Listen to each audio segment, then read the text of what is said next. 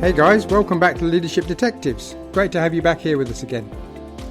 So here we are, just about to go back into lockdown. I'd like to think that we've learnt a few things from the first time round.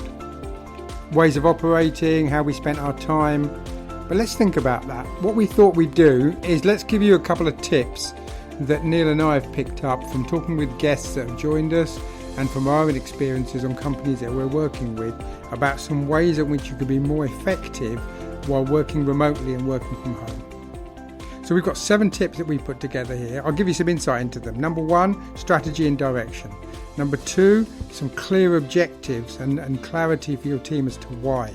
Number 3, communication, what and how to communicate. Number 4, investing in the skills of your teams whilst you found yourself in this situation. Number 5 is your time management, the rules of engagement that you work with your team when working remotely.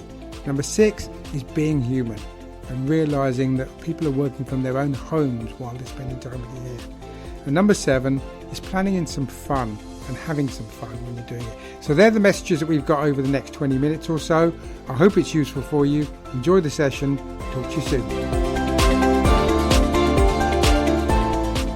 And welcome back to Leadership Detectives and our next go at giving you some good tips for being great leaders. Hey Neil, good to see you here. How you doing? You well? I'm feeling good, thank you. Yeah, I'm really good. And it's a strange old world we live in. It feels like deja vu. Here we go again, back into lockdown. Yeah, which kind of makes today's topic on leading in lockdown would be a really good topic to try and help really with things that we've learned over the last few months in the stuff we've been interviewing with people, in businesses we've worked with, in stuff we've read and stuff we've seen, just to try and pull together some tips and ideas on how to lead in the best way possible as we go into another lockdown. So we just wanted to do something that was helpful. Yeah, absolutely. I mean, so here we are, we're days away from when that's going to kick in again.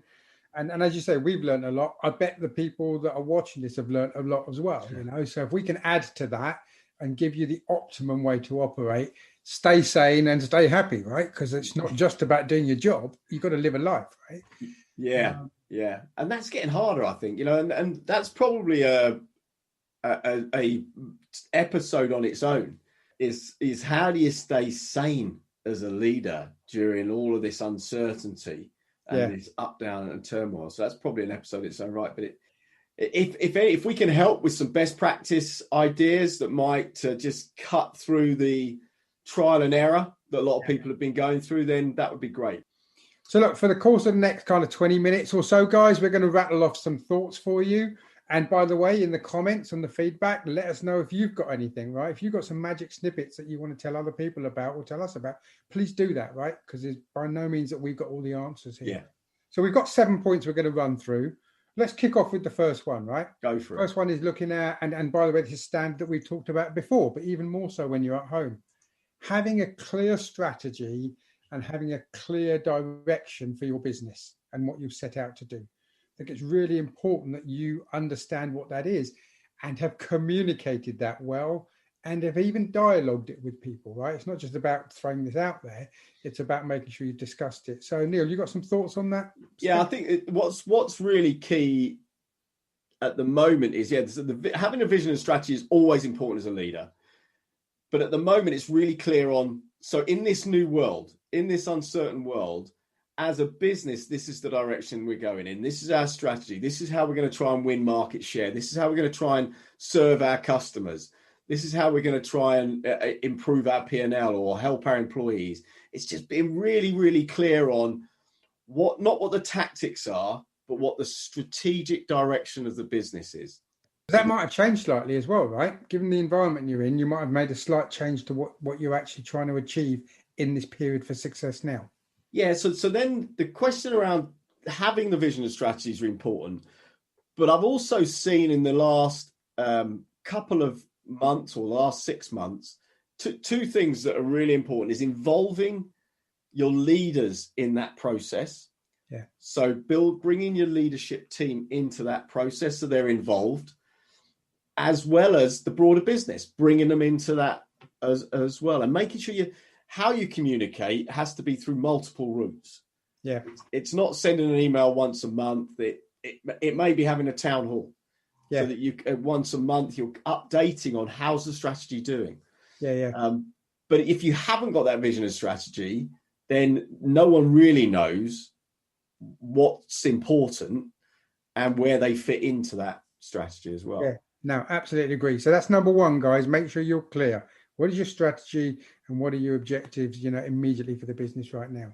Yeah. Neil, So number two. So we've talked about this a number of times. We'll reinforce it again. It's come up in interviews we've had. Is at this stage, especially working at home, people working at home, they have to know what good looks like. They have to know what they're supposed to be doing, what's expected of them.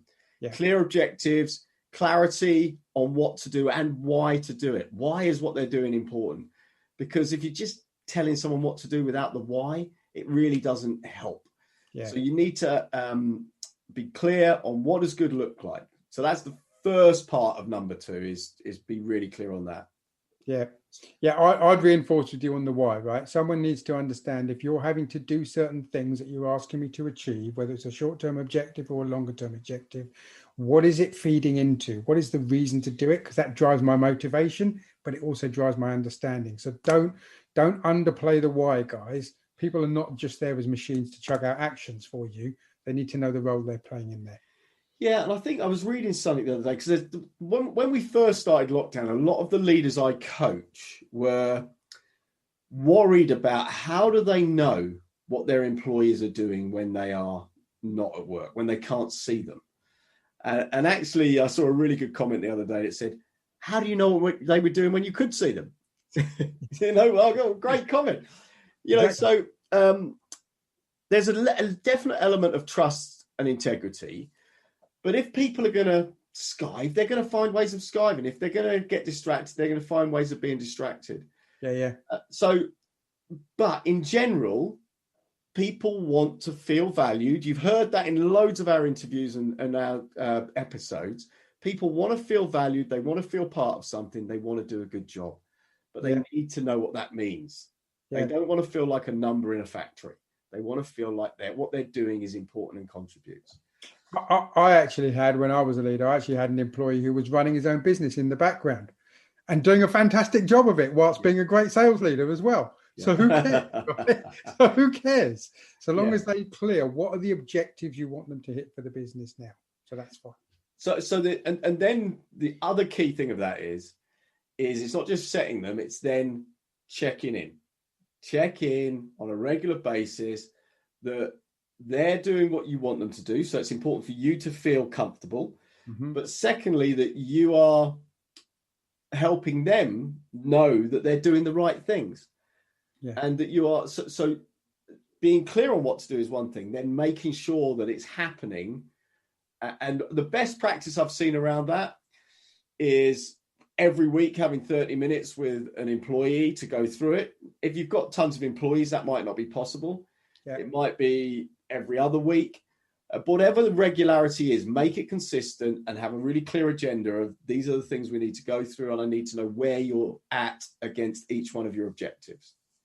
Yeah, it's interesting because Neil and I talked about this just before we started, guys, and it's a difficult balance here between working to review how someone's doing against an objective and over managing and checking up on them, right? But there's a balance there. Part of your checking in, by the way, is making sure that you're accessible and that your advice is available and that your review is available, because people sometimes need that and want that. We know of situations of people that say they don't know how to manage themselves at home. It's not something they're used to. We've done it for years. Lots of people on here have done it for years. For some people, this is very alien. So it's not over managing. Be careful you don't do that, but make sure you're making yourself available and you're looking for progress in the business. Yeah. Because people are working from home doesn't mean the business stops. No, and you're right about the motivation, because different people are driven by different things. So some people are very self-motivated. They don't need much of measurement. They don't need much of a push. Others want to have that regular ongoing measurement. Yeah. There was one business I was working with where one of the sales guys said, I'm going to phone you in. I'm going to phone you in the morning. I need 10 minutes in the morning where I'm going to tell you what I'm going to do today. and I need 10 minutes with you in the evening where I'm going to tell you what I managed to achieve today. And then the next morning, I'm going to do the same. He said, because I need to know I'm accountable to you to motivate me. Yeah. So that was really important for them. And so everybody's different when it comes to that kind of motivation. Yeah, absolutely. So number 3. Let's talk about communication, guys. Communication is absolutely key. One of the things I would say in here is you probably can't over communicate. Yeah. So long as you're not stealing too many people's hours, right? But you've got to communicate with people.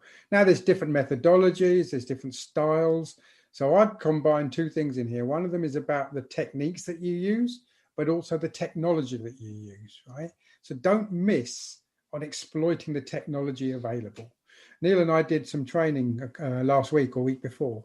And on that course, we had a number of people that I was responsible for as my role, and I needed to keep in touch with them. I said to them, why don't we set up a WhatsApp group so that we can touch base in there? And you know, they absolutely loved that. It's not something they normally would have done, but because I was needing to talk to them in flight while Neil and I were training 33 people on a screen, and it worked a treat. So would WhatsApp normally have been the way I would have communicated? No, but in that scenario, yes. Think about technology, email. Are you using a screen? Are you just using a phone? That's one thing. The other thing then is about techniques. So Neil, did you want to talk about some of the techniques that we might use? So I think there's the regularity and consistency. So some of the best practices I've seen, probably the best I've seen is daily stand-ups for like 10 minutes, where a team will get together and talk about what they've done the day before, what they're going to do today. They have like a minute each, depends on the size of your team, but a stand-up every day. So you've had contact with your colleagues on a daily basis. So that works really well. I've talked about having the 30-minute reviews of the business KPIs weekly or every other week. But you can go bigger than that. And everybody can have, you know, lots of people have done lots of stuff around this, lots of great ideas and meetings. But what I'm starting to see now is, as we realize that we're not going to get face-to-face, that some of the bigger communication things like quarterly off-sites, virtual off-sites for leadership teams, or for the whole business, are now becoming virtual. And, you know, you and I are starting to get involved in organizing some of those and having to pull some of those together for people. Because you can do everything you would do, if not more, online than you would do face-to-face. No one wants to do it online. Everyone wants to be face-to-face. But if you can't, there is loads and loads of things you can do to get the same effect, the same engagement, the same output on a quarterly meeting online or an annual kickoff meeting. You know, again, you and I are having lots of conversations with companies about kickoff meetings in January. Yeah. So I think you could think broadly about the daily, the weekly, you know, the bigger sessions. I agree. I think there are times at which it can work even better.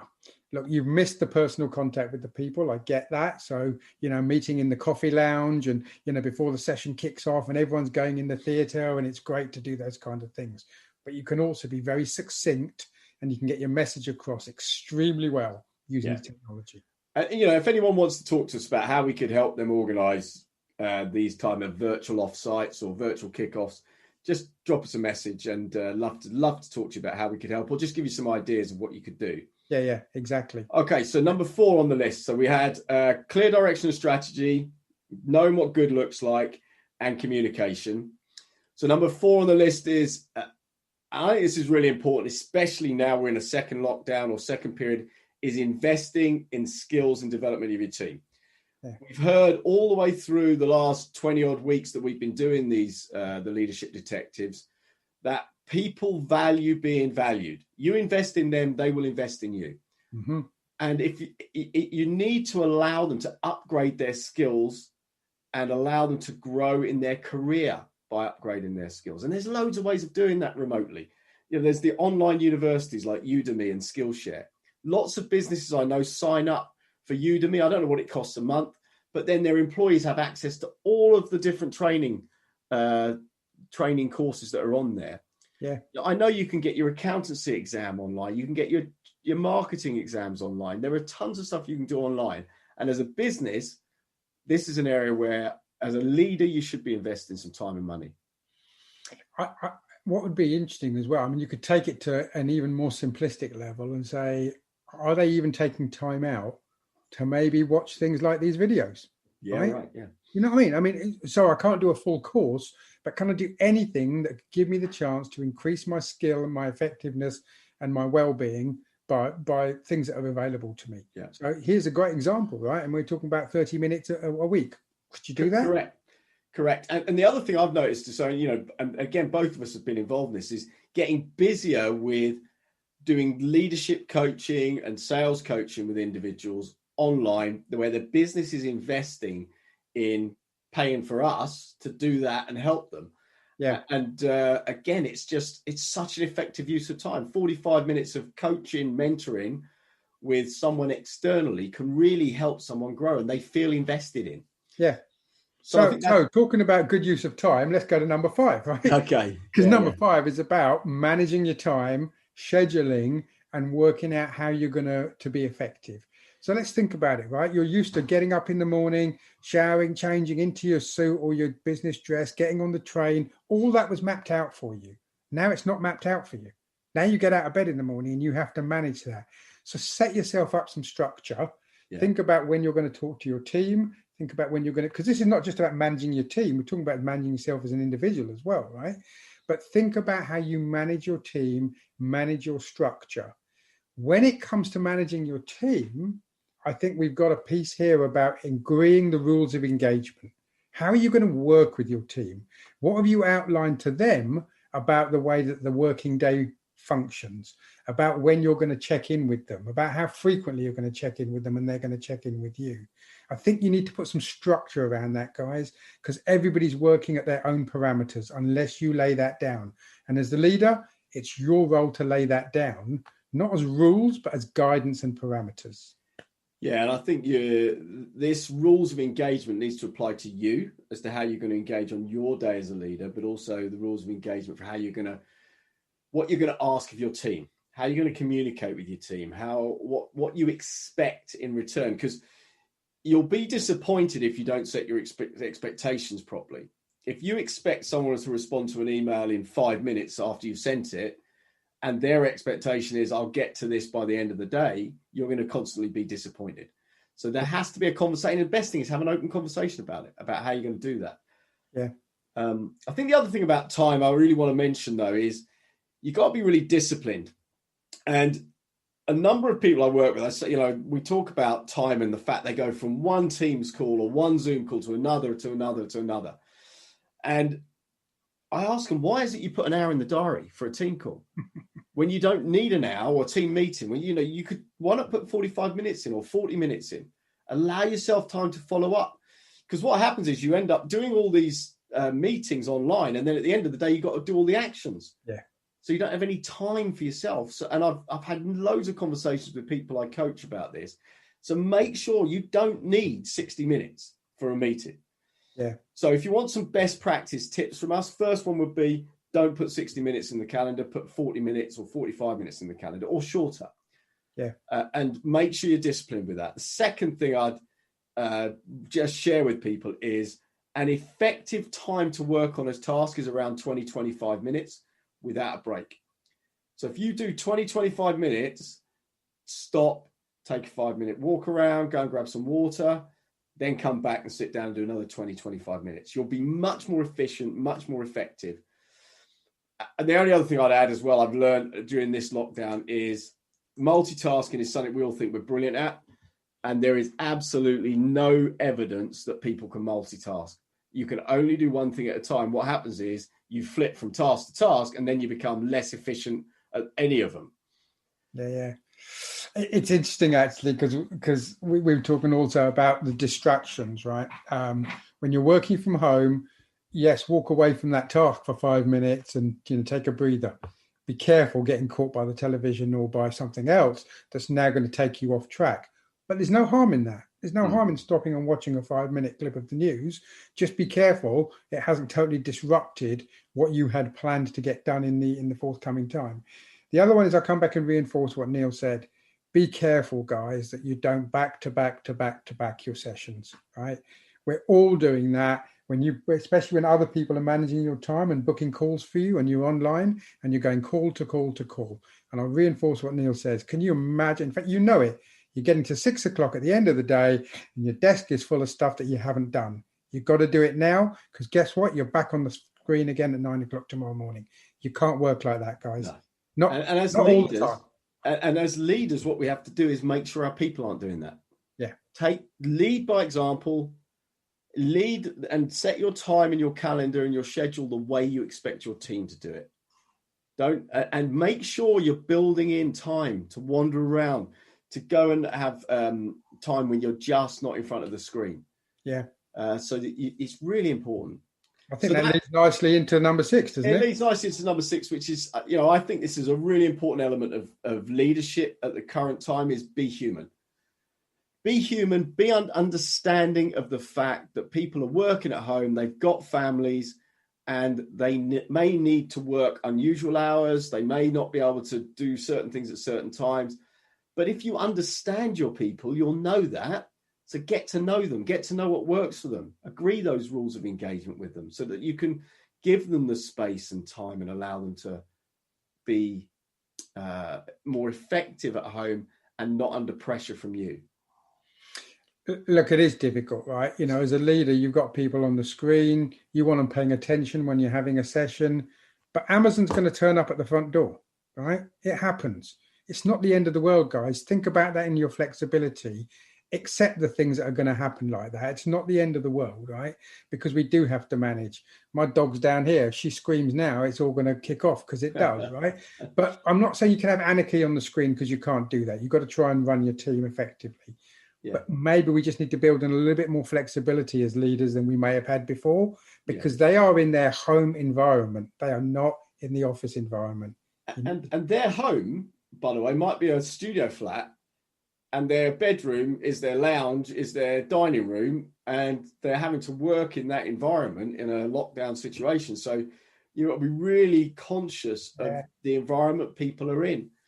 Just get to know them, be human. I saw a really poor example of this with a company that I know, where they insisted everyone went to the office. This was when we were between lockdowns.